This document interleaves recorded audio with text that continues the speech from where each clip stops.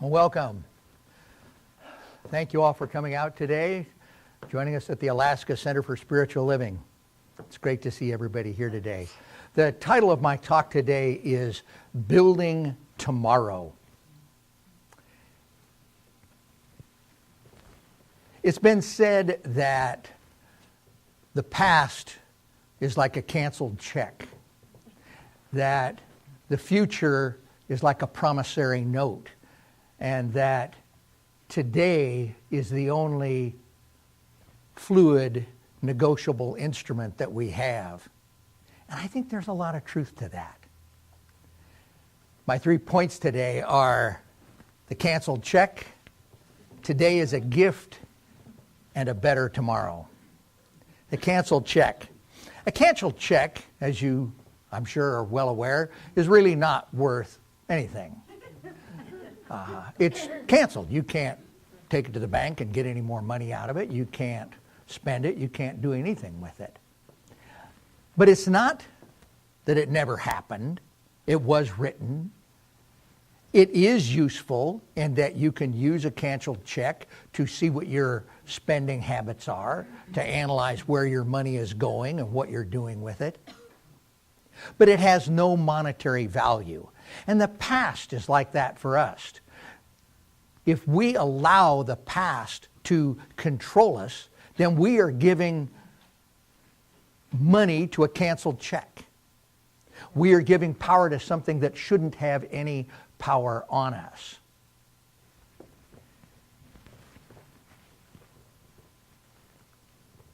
Everybody point to the past. Where's the past? Point to the past. Yeah. Oh, Charlotte. Most people are pointing behind them. Well, you turn around, it's still behind you. It's really difficult to define the past. Where is it? The past can only be something that is behind us. The past can't control who we are. Is it really behind you? Sometimes we can regret the past, and that serves no one. My first story today, I don't know how to tell it, so I'm just going to do it. A man by the name of Michael Bornstein. He's a Holocaust survivor. He was a small boy in 1945 when the Russians liberated Auschwitz. How he got to that place is a miracle in itself. There were over 1.5 million children killed in the Holocaust. There were hundreds of thousands of children that died in Auschwitz. He was one of 52 children that lived. He had put that experience behind him. And then in the mid-'80s, a documentary was made about the children of the Holocaust. And he was stunned when he looked at a picture and he was in it. There was a picture of about a dozen boys and girls in the striped prison suits. They all had their sleeves pulled up, showing the tattoo on their arms. The photo was taken by the Russian army as they came in, and it deeply affected him. That was 40 years after the Holocaust, but it stayed with him. That photo reappeared another 30 years later. It reappeared in a Holocaust denial site.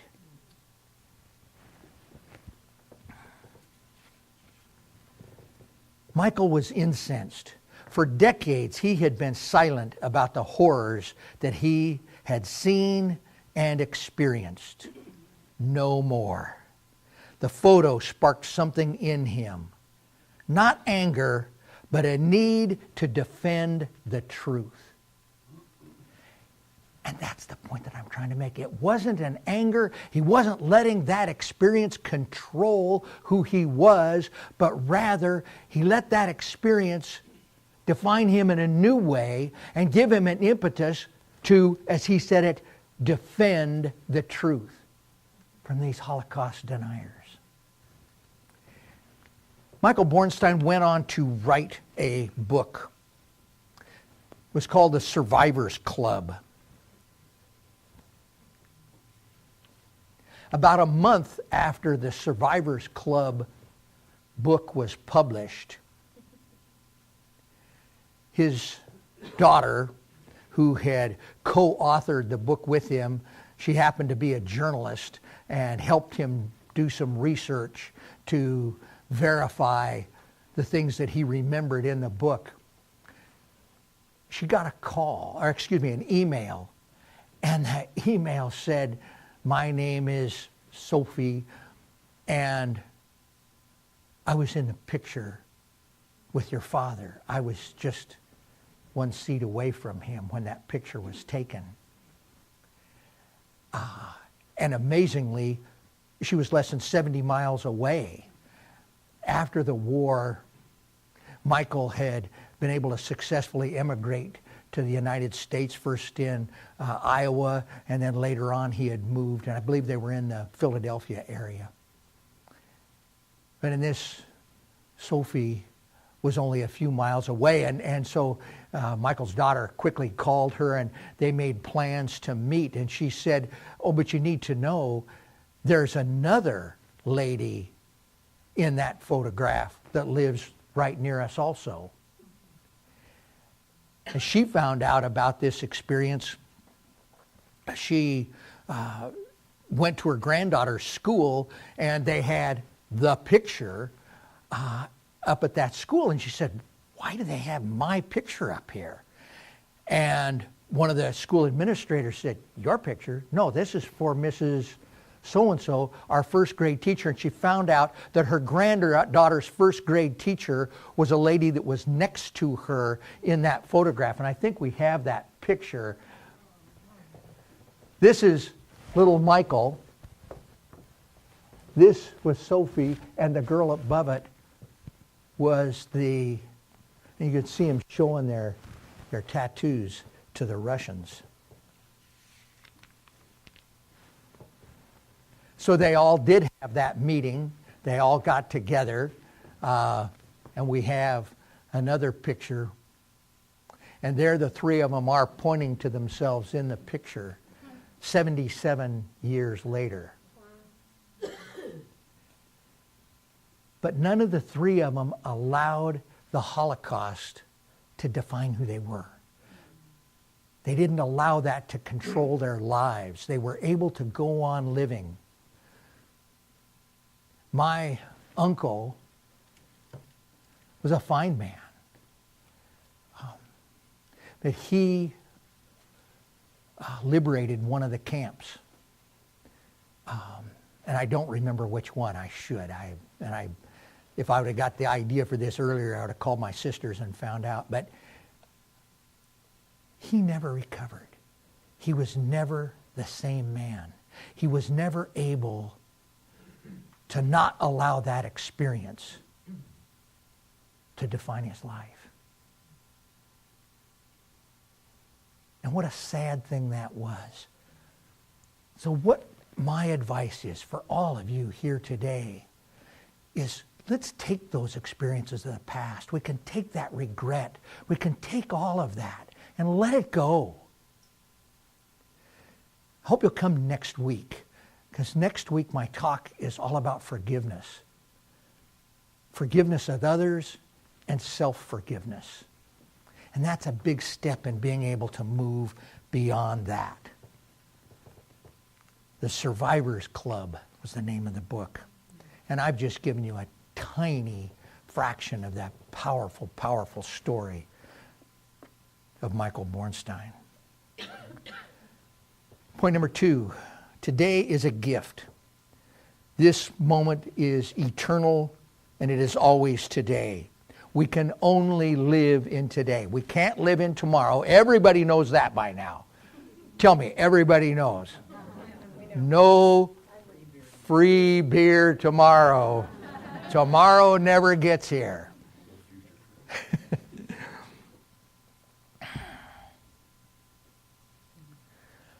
Our thoughts of today become our reality of tomorrow. And I want to go back to the sacred reading. What if we're confused and distraught and upset and all out of sorts? What if the pressure of the past has appeared to cloud the sunlight of the present? The past is gone, and the sun is shining on the other side of the clouds. And so let us deliberately resolve to change our thinking today. Make up our minds that we can have confidence in life. No one can be hurt by doing this. We have everything to gain and nothing to lose. We can uproot all of the unhappy thoughts of the past, all of the thoughts of failure, all of the doubts and the fears, all of the little petty animosities and disagreements, if we really want to.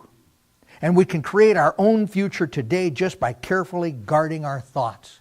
So if those people that can put the Holocaust behind them, those little kids are able to live past the experiences that they had, we surely can set aside our own imagined shortcomings, our own imagined failures, the things that we thought we did so wrong, things that we blame ourselves, the things that chain us. We can let that go. And we can guard our thoughts. One of the things that we do in our foundations class is we have a whole section, a whole part that we do on self-talk. And we look at how we talk to ourselves and what we say. Boy, it can be powerful when we discover how much negative self-talk we have. Our thoughts of today become the reality of tomorrow. Ernest Holmes. When Jesus said that we should believe even before we receive, he was explaining the operation of the mental law of cause and effect. If nothing is believed in it, then nothing is acted upon by it. But since there is such a law, and since we are always believing something, the law will always be operating upon what we believe in the way that we believe it. It is not that we are introducing a new law, but that we bring the law we are always using under conscious control, whether it be for ourselves or for someone else. We're always using that law. We are always thinking, we are always believing, we are always placing things into that creative medium. We're always placing things into the law of cause and effect, and our lives are the outpicturing of that. And we are at choice whether we are going to dwell in a negative past or we are going to step into the promise of a brighter future. And each one of us has control of our own thoughts. And we get to make that choice. Holmes also said, the living spirit is incarnated in every man's soul. The entire nature of the divine being is bequeathed to us. There is a law of spiritual authority which is our command. Each and every one of you are beautiful, magnificent children of God. Every one of us are a product of the Most High. And every one of us has within us all of the qualities of that divine essence. We all have truth, beauty, peace, joy within us. And it's our choice whether we are going to embrace those things or whether we are going to allow those old tapes from that behind us that we can never find to rule our lives.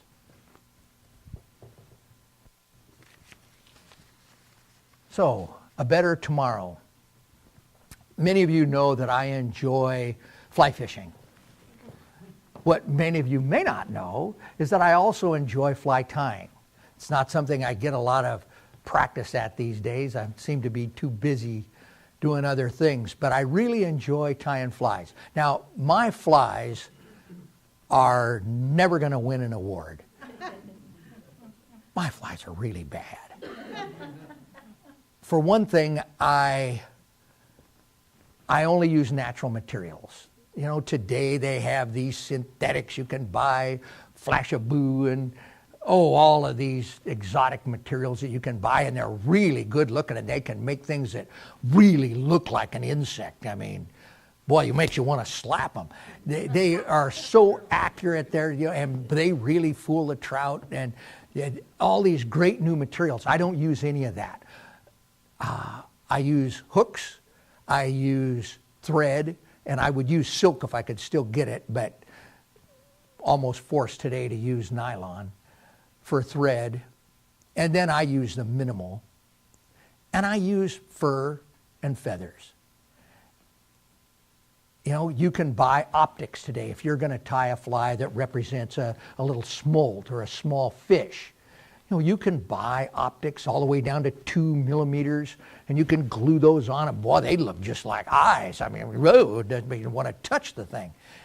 No, I do the old-fashioned, I paint them on, and then I got my little, I use a nail, the head of a finishing nail, and I put it in the black ink and the middle of the eye. And they only last about 3 or 4 casts, and then it washes all off. My flies aren't pretty, they don't. But what I do when I tie flies is I imagine myself to be that insect. I imagine myself to be that little fry or that little leech, whatever it is that I'm tying. I imagine myself to be that little insect floating down the river. And I put myself into that, and I bounce down the river, and I can feel it, and then I can feel the swirl of that big rainbow coming up and eating me. It sounds kind of weird, but that's what I do.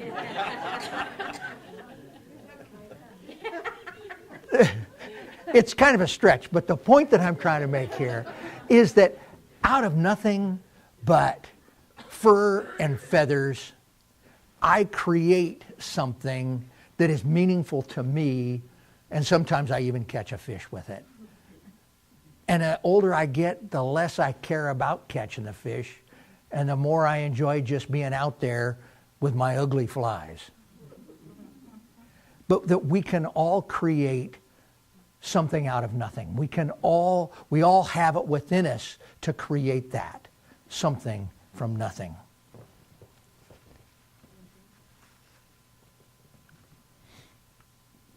Lady by the name of Alyssa Parker wrote in Guideposts last month another powerful story. Her daughter Emily was one of the 20 children killed at Sandy Hook Elementary. She wrote this powerful piece about the months after and the pain that she felt.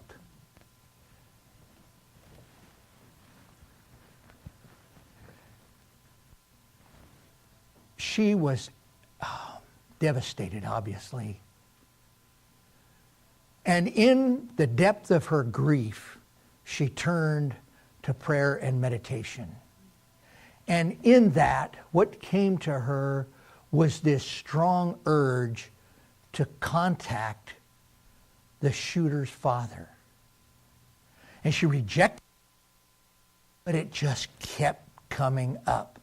She talked to her husband about it. He thought, whoa, it is weird.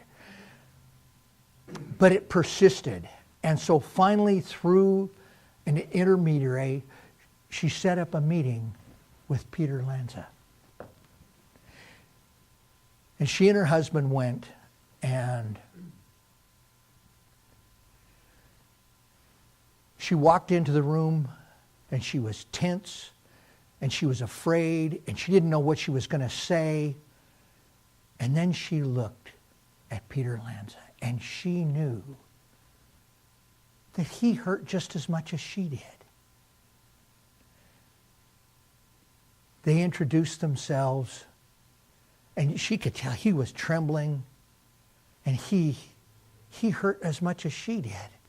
And what came out of her mouth next was so powerful, because what she said was,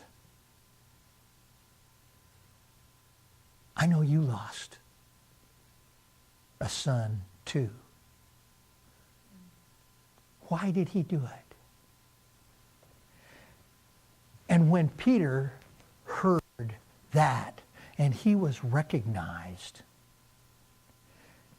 he was able to open up and talk. And he talked about how Adam had been diagnosed with Asperger's and that he had slowly retreated first from Peter, and then he had a much bigger separation when Peter and his wife separated and then got a divorce. Adam retreated further and further into his own mind, and he retreated further from people and society until that horrible day when he finally snapped.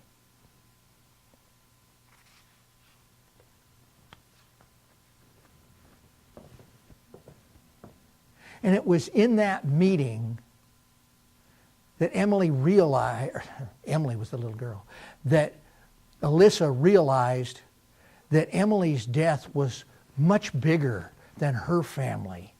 It was bigger than all of the families. It was bigger than even Adam Lanza and his father and his mother.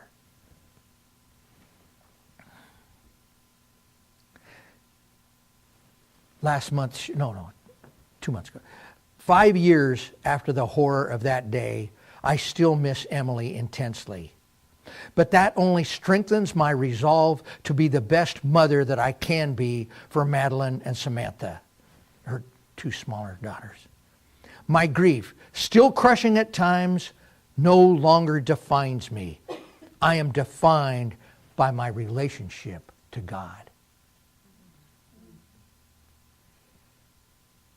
But we have another example here of someone who is able not to forget the past, not to say that that check is of no value, but to take the value out of that check and see how that check is influencing our lives today.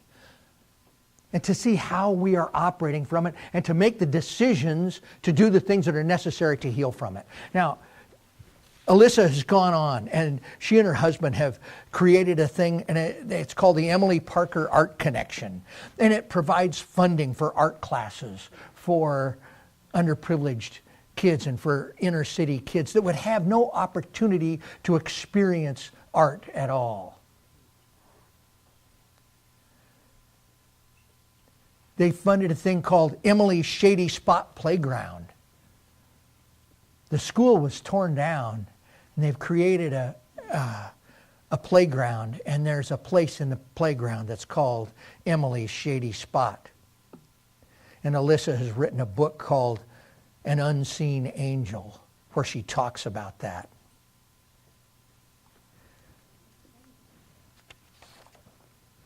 We can escape the chains of what has held us back in the past, and we can choose a brighter, better tomorrow.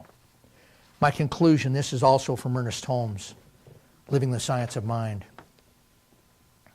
Too often our minds are so burdened because of the mistakes that we have made that we do not take time to forgive ourselves and others and start over again. And so it is wise to occasionally review the past and try to find out what we have been thinking and doing to create this burden in our minds. And I hope you'll join me next week as we look at this forgiveness piece and we look at forgiveness of others and ourselves. We can learn how to frame a better tomorrow. And so it is with this awareness of our ability to frame a new tomorrow that I invite my colleagues, the practitioners, to join me in holding our congregation in love and light and just knowing this spiritual truth.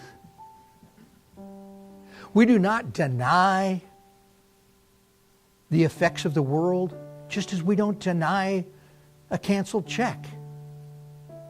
We recognize that there is indeed medical problems in the world, that there are people with sickness and dis-ease.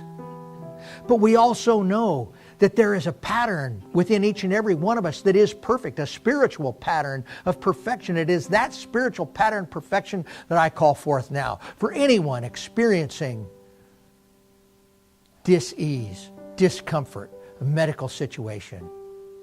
And we know that we live in an abundant universe. We can't begin to count the stars in the sky. And yet we don't deny that there are conditions where there is more month than there is paycheck, that there is not enough seemingly to go around. But we can step beyond that and know the spiritual truth that we do live in that abundant universe. That each and every one of us is blessed with all that we need. We also know that, yes, we go through separation. We go through a time when we are suffering from being apart from one another, being apart from God. That our egos have stepped in, that decisions have been made to separate us, but nothing can separate us from the truth of who we are, and that is a spiritual being, a beautiful, perfect child of God. And it is so that awareness of our connection with one another and our connection with God that we can overcome any seemingly separate nature of any relationship. And so now we just give thanks. We give thanks for our awareness of the power and the presence of God in our lives. We give thanks for health. We give thanks for love. We give thanks for prosperity and abundance. And so we can just step back and release these words, the working of law, and allow those spiritual truths to manifest in our lives now. So we give thanks, we let it go, we let it be, and so it is.